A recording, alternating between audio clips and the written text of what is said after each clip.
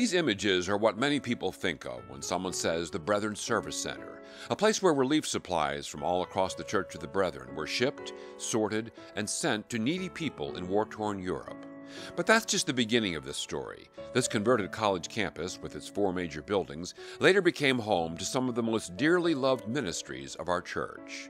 Brethren Volunteer Service units trained here in the 1950s and 60s. Interchurch medical assistants, now IMA World Health, grew from a small medical supply ministry to a major relief agency while headquartered here.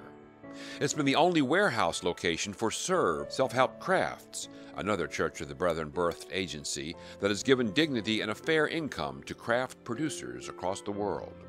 And the huge, now ecumenical Heifer International has its roots here, the place where some of the original livestock, rounded up by Dan West and destined for families in Europe and beyond, were housed until they could board a ship for their destination. For anyone involved in the service ministries of the Church of the Brethren over the past 75 years, the Brethren Service Center is the embodiment of what makes the people called Brethren who we are. Yet underneath all those inspiringly good works and memorable ministries has been a reality that the Church has not always wanted to address, the reality of buildings built for a far different time, facilities that have not always generated the kind of income that has been required to meet the expenses of the center. Even with the investment of a large warehouse in the 1970s, a building which became a major distribution point for relief supplies, the changing dynamics of how governments and agencies respond to disasters has reduced the level of income the warehouse can now generate.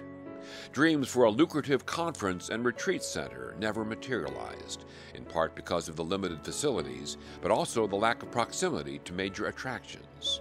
A lack of demand for conferences at New Windsor led to closing that part of the center in 2012. So the Brethren Service Center has had to rely on the Church of the Brethren members to keep it going, and doing so has been a losing battle. In 2005, the General Board's Stewardship of Property Committee recommended that the church lease or sell the property, concluding that we were no longer able to afford to keep it operating. Instead, the General Board at the time voted to explore expanding its use, but nothing new materialized. Now the question is being rephrased and broadened. It's no longer what specifically should happen with the property, but rather how does a church that believes so passionately in service to others build on the legacy of a place like the Brethren Service Center? What we're working at here is how do we provide for the next generation of Brethren youth, young adult, and sometimes older adults to fully engage this understanding of Christ incarnate, becoming the hands and the feet of Christ in a hurting world, and allowing our light to shine among all people. So questions now include, how do we continue the spirit and legacy of service into the future? What is required for the Church of the Brethren to continue to respond to disasters? Can we move ahead to collect school and health kits, participate in work camps, send out BVS volunteers, grow neighborhood gardens, all without a separate facility to coordinate those efforts, a facility in addition to the denomination's general offices in Elgin? It's hard to evaluate the prospect of maintaining a separate facility, one such as the Brethren Service Center, without considering what's involved in meeting today's expectations for office buildings. Over the decades of our owning the property, we have gone through rehabilitation and reutilization, remodeling of the properties, and we've always brought it up to standards at the time of remodeling. However, we're at a place now where there are just some huge steps that we would have to take in order to make the buildings usable.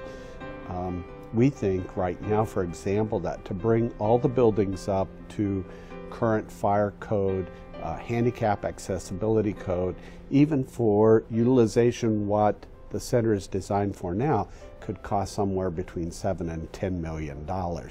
What could be done with $7 to $10 million, or even $7 to $10,000, that would enable the Church of the Brethren to build on its understanding that serving God's people in the name of Christ is at the heart of the gospel? That's the question before the church, a question that acknowledges that for some 70 years, the Brethren Service Center has played an important role in enabling those ministries.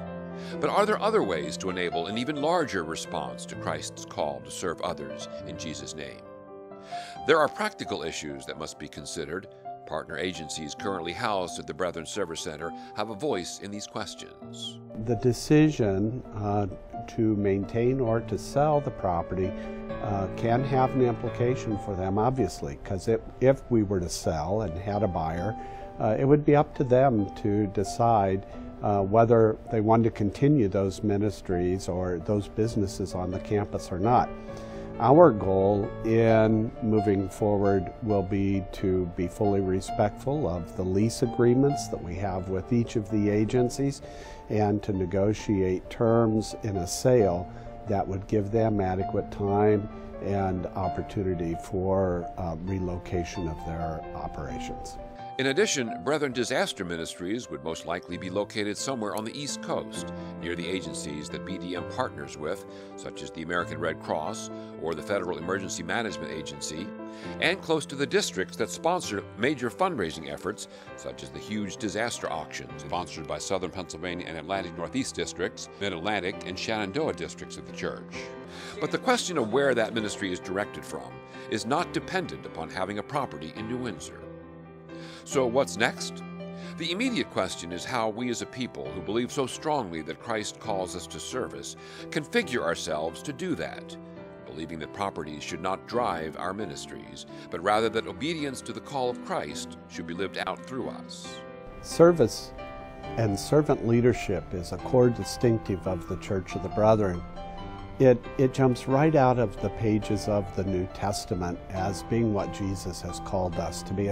And as a people, we've always tried to model our lives and model our community after the teachings of Jesus. And so this aspect of our life really needs to be passed forward to future generations. It's not the property. It is the experience and the connection of one life with another person's life that brings us to the heart and the message of the gospel. How we do that effectively, efficiently, in a spirit of Christian stewardship, obedience, and faithfulness is the question for discussion.